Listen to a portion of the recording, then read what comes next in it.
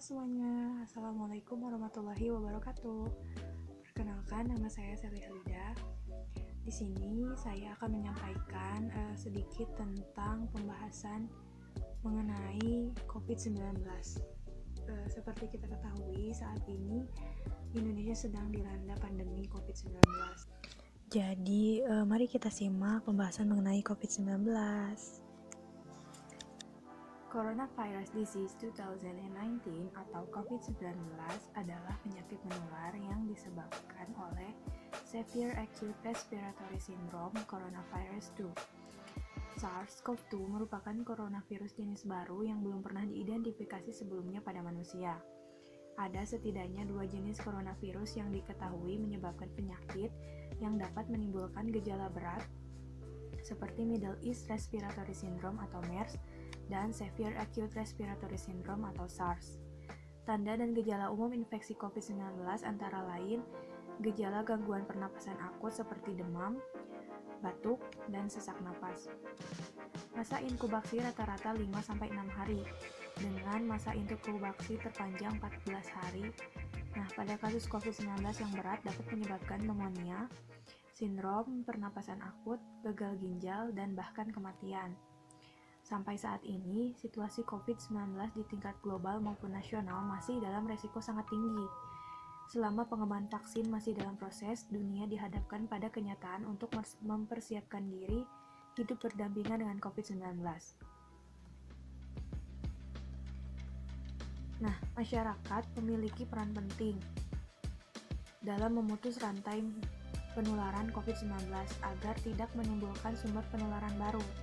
Mengingat cara penularannya berdasarkan droplet infection atau dari individu ke individu, maka penularan dapat terjadi baik di rumah, di perjalanan, tempat kerja, tempat ibadah, tempat wisata, maupun tempat lain yang bersifat umum di mana terdapat orang berinteraksi sosial.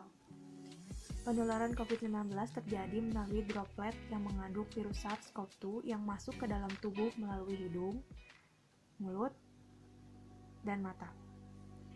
Untuk itu, pencegahan penularan COVID-19 pada individu dilakukan dengan beberapa tindakan seperti membersihkan tangan secara teratur dengan cuci tangan pakai sabun dan air mengalir sampai selama 30-60 detik atau menggunakan cairan antiseptik berbasis alkohol atau hand sanitizer minimal 20-30 detik. Nah, jangan lupa hindari menyentuh mata, hidung, dan mulut dengan tangan yang tidak bersih. Kedua, menggunakan alat pelindung diri berupa masker yang menutupi hidung dan mulut jika harus keluar rumah atau berinteraksi dengan orang lain yang tidak diketahui status kesehatannya, yang mungkin dapat menularkan COVID-19. Yang ketiga, menjaga jarak minimal 1 meter dengan orang lain untuk menghindari terkena droplet dari orang yang batuk atau bersin. Jika memungkinkan melakukan jaga jarak, maka dapat dilakukan dengan berbagai rekayasa administrasi dan teknis lainnya. Yang keempat, membatasi diri terhadap interaksi dan kontak dengan orang lain yang tidak diketahui status kesehatannya. Kelima, saat tiba di rumah setelah bepergian jauh, segera mandi atau berganti pakaian sebelum kontak dengan anggota keluarga di rumah. Meningkatkan daya tahan tubuh dengan menerapkan pola hidup bersih dan sehat atau PHBS, seperti mengkonsumsi makanan 4 sehat 5 sempurna dengan gizi yang seimbang, aktivitas olahraga atau fisik minimal 30 menit sehari, istirahat yang cukup, termasuk pemanfaatan kesehatan tradisional. Nah, kita bisa menggunakan obat-obatan herbal yang dapat meningkatkan daya tahan tubuh secara alami dan tidak memiliki efek samping. Kemudian mengelola penyakit penyerta atau komorbid agar tetap terkontrol. Mengelola kesehatan jiwa dan psikososial.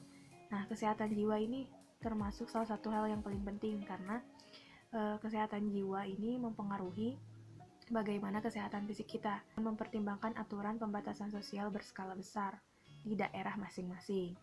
Kemudian ada pikiran positif, diantaranya menjauhkan dari informasi hoax atau mengenang sebuah pengalaman yang menyenangkan, berbicara pada diri sendiri tentang hal yang positif atau positive self-talk, responsif, mencari solusi terhadap kejadian, dan selalu yakin bahwa pandemi ini akan segera berakhir dan teratasi. Kemudian hubungan sosial yang positif, seperti memberi pujian, memberi harapan antar sesama, saling mengingatkan cara-cara positif, meningkatkan ikatan yang emosi dalam keluarga dan kelompok, menghindari diskusi yang negatif, tetap melakukan komunikasi secara daring dengan keluarga dan kerabat. Kemudian apabila kita sakit, kita jangan lupa menerapkan etika batuk dan bersin. Nah, etika batuk dan bersin ini meliputi jika memiliki gejala batuk bersin, pakailah masker medis karena bisa jadi hal tersebut mengindikasi bahwa kita terinfeksi virus.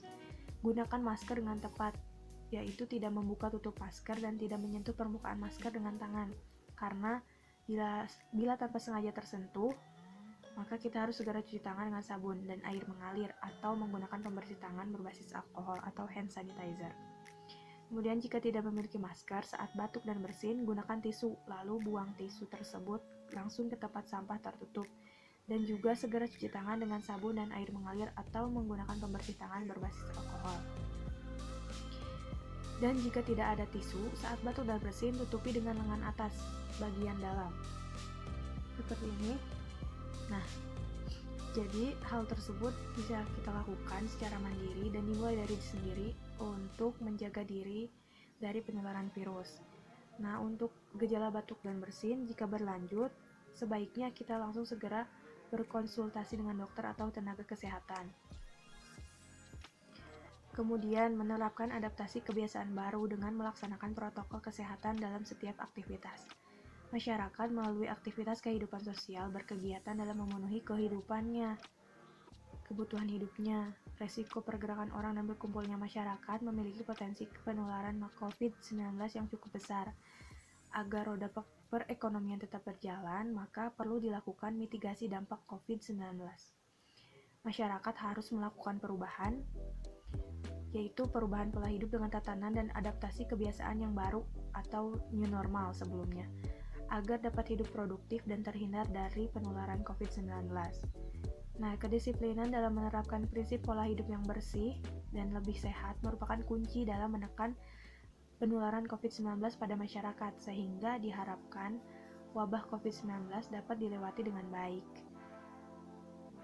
Pesan kunci ini berisi tentang pencegahan tingkat individu, terutama upaya kebersihan personal dan rumah dengan menerapkan protokol kesehatan yang tentunya dilaksanakan secara disiplin. Jadi, mari kita tetap jaga kesehatan dan juga berubah usir wabah.